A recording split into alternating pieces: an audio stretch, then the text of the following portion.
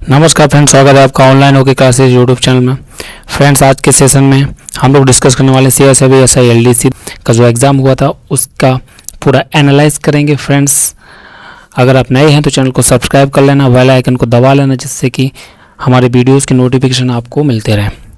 तो फ्रेंड्स, आज का सेशन बहुत ही इंपॉर्टेंट होने वाला है, क्योंकि आज के सेशन में हम वो सारी चीज़ों पर डिस्कस करेंगे जो कि आपको फाइनल सिलेक्शन दिलाने में मदद कर सकते हैं, जिससे कि आपको कोई गलती ना हो या कोई भी ऐसा पॉइंट ना छूट जाए जिससे कि आपको फाइनल सिलेक्शन रुक जाए।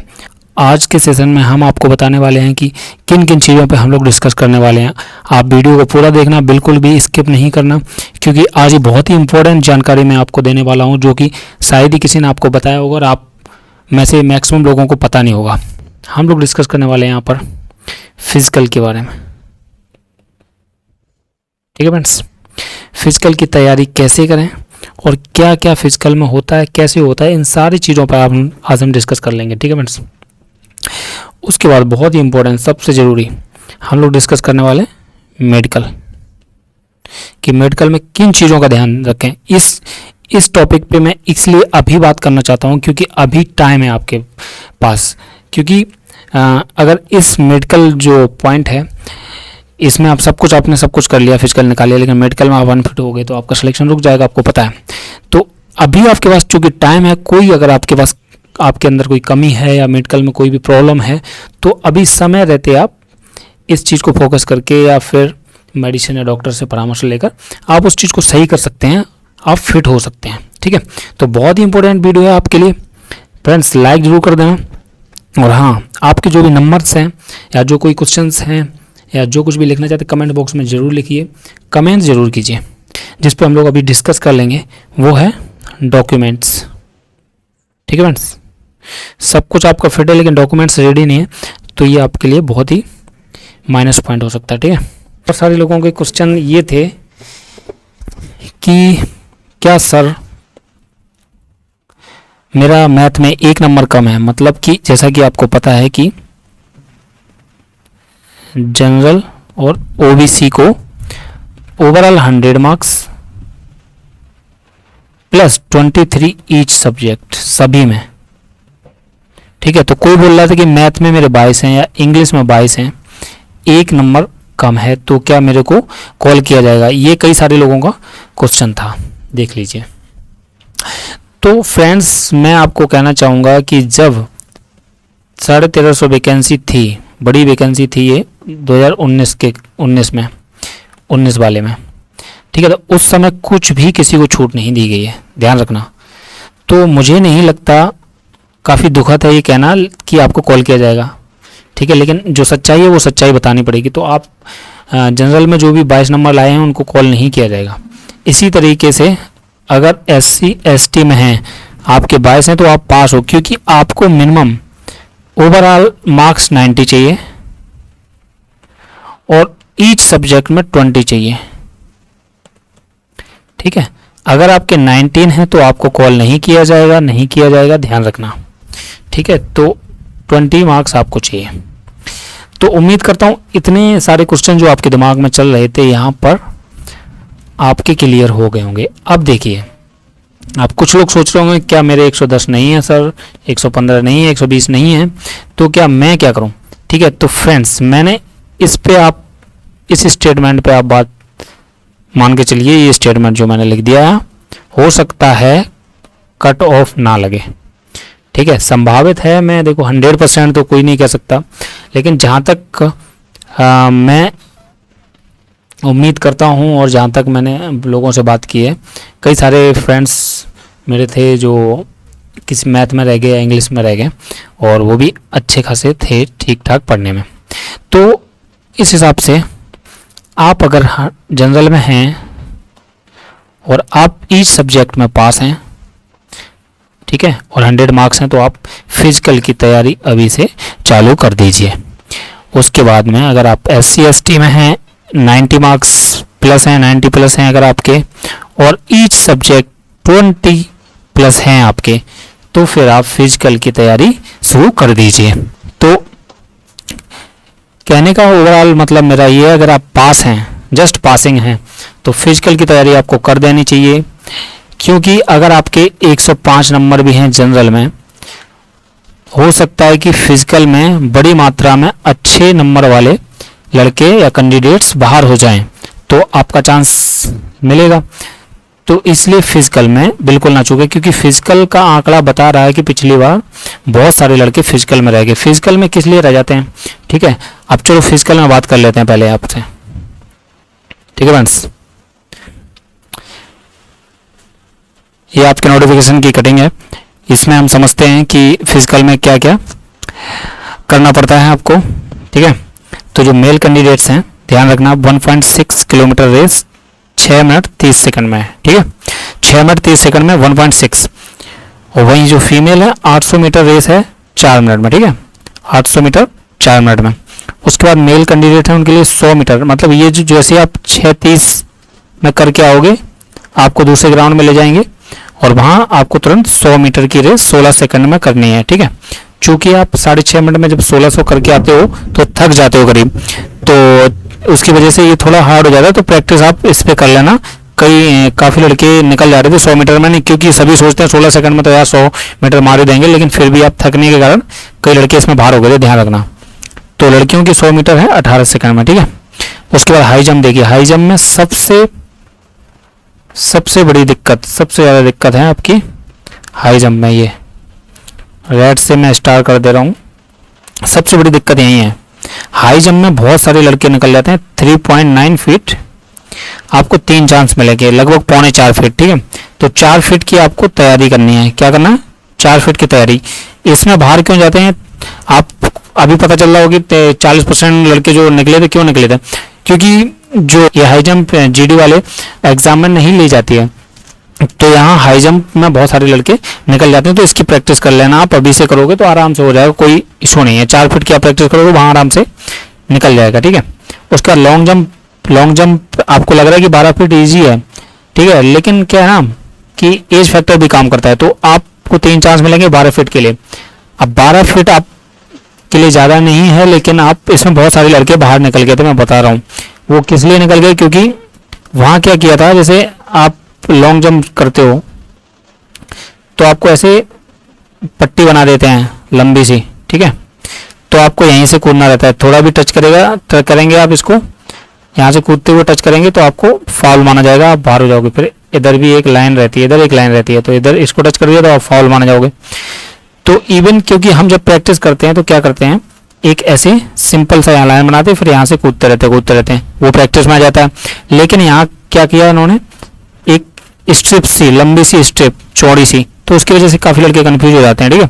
तो आपको क्या करना है, 3 चांस मिलेंगे। मान लो एक बार आप फाउल हो भी गया, यहाँ पे टच हो गया, तो आपको प्रॉपर टेक रेस्ट ले लो, आप आराम से टाइम दे जाएगा। आप जरूरी नहीं है तुरंत 3 चांस कंटिन्यू ले लो, नहीं, आप आराम से यहाँ रेस्ट कर सकते हो। आपका जब मन हो तब आप जाके बोल सकते हो, फिर आप एक चांस अपना ले सकते हो, ठीक है। तो इसमें कोई इशू नहीं, आप टेक आराम से। कई लड़कों ने क्या किया था, यहाँ से 14-14 फीट भी मार रहे थे, ठीक है, लेकिन उनकी गलती क्या है, 3 बार फाउल कर दिए, कभी यहाँ कभी इधर। तो ये गलती आप मत करना, आप प्रॉपर टेक रेस्ट वहाँ पे और लंबी सांस लेना, आराम से ये चीज़ कर लेना, ठीक है। और अभी से प्रैक्टिस करो, इसलिए आपको ये वीडियो बहुत ही फायदेमंद साबित हो सकता है। उसके बाद ये देखिए, सबसे लास्ट में शॉर्ट पुट आपको ये फेंकना होता है। ये 3 चांस, ये 3 चांस क्या आप खड़े खड़े ऐसे फेंक दोगे, इसकी बिल्कुल भी फिक्र मत लेना, बिल्कुल भी। मैं बोल लास्ट में करवाया, इसमें कोई भी बाहर नहीं होता है, ठीक है। तो इसकी आप बिल्कुल टेंशन छोड़ दो, कोई भी बाहर नहीं होता है। इजीली हैंड से पकड़ के ऐसे फेंक देते हैं, ठीक है, ये ध्यान रखना। और वो एक सर्कल रहेगा, वहाँ खड़े होकर आपको इजीली ऐसे पार करना होगा, ये लाइन खींच देंगे, इजीली हो जाता, कोई फेल नहीं होगा इसमें, मैं अभी गारंटी आपको दे सकता हूँ। बस ये ध्यान रखना, फेंकते टाइम इससे आप फाउल मत हो जाना, बाहर मत चले जाना, यहीं खड़े खड़े ऐसे फेंक दोगे, ठीक है, इसमें कोई प्रॉब्लम नहीं है। अभी देखो जो गर्ल्स हैं उनके लिए हाई जंप 3 फीट है, ठीक है। तो गर्ल्स भी 3 फीट हाइट जंप उनके लिए काफ़ी होती है, तो ये कई लोग यहाँ पे निकल गए थे, ध्यान रखना। फिर लॉन्ग जंप होती है, उनके लिए शॉर्ट पुट नहीं था। तो 9 फीट आपको करनी है 3 चांस में, ठीक है। तो ये जो 2 पोर्शन है, लॉन्ग जंप हाई जंप, इसमें ज़्यादातर लड़के बाहर होते हैं, ठीक है, क्योंकि आप प्रैक्टिस करोगे तो 1600 मीटर प्रैक्टिस करोगे तो आप निकाल लोगे। लेकिन रेस में भी बहुत सारे लड़के बाहर हो गए थे, तो इसलिए मैं वीडियो आपको बना रहा हूँ कि आप अभी से, अगर आप पास हैं सभी सब्जेक्ट में, तो अभी से आप फिजिकल की तैयारी में लग जाएं, ठीक है। 1600 मीटर रनिंग सबसे टफ रनिंग होती है, क्योंकि ये मेंटली प्लस फिजिकली दोनों तरीके से दौड़ी जाती है। अगर आप मेंटली कमज़ोर हो गए यहाँ पे 1600 में, तो आप नहीं निकाल पाओगे, समझ रहे हो। तो इसलिए आप अभी से बिल्कुल फिजिकल के लिए रेडी हो जाओ, तैयार हो जाओ, ठीक है। अब चलते हैं आगे। अभी हम बात करने वाले हैं मेडिकल पे, ठीक है। मेडिकल में देखो फ्रेंड्स, हाँ, अगर आपको वीडियो पसंद आ रहा हो तो लाइक जरूर कर दें, क्योंकि आप लोग वीडियो तो कई सारे लोग देख लेते हैं लेकिन लाइक नहीं आते हैं बिल्कुल भी, और कमेंट तो बिल्कुल नहीं करते हो। कमेंट भी कीजिए, आपको वीडियो कैसा लग रहा है कुछ बताइए। तो मैं मेहनत कर रहा हूँ, तो आपका इतना तो फर्ज बनता ही है कि आप एक लाइक और एक कमेंट दे दें, ठीक है फ्रेंड्स। तो हाँ, मेडिकल से पहले हम बात कर लेते हैं डॉक्यूमेंट्स की, ठीक है, कि डॉक्यूमेंट्स आपको क्या क्या रिक्वायर रहेंगे, क्योंकि डॉक्यूमेंट्स आपको हर जगह चाहिए, ठीक। अगर आपके रेडी नहीं है तो रेडी करवा लेना। डॉक्यूमेंट्स में आपके पास होना चाहिए 10th का ओरिजिनल, 10th का सर्टिफिकेट, ठीक है, 12th, इसके बाद ग्रेजुएशन,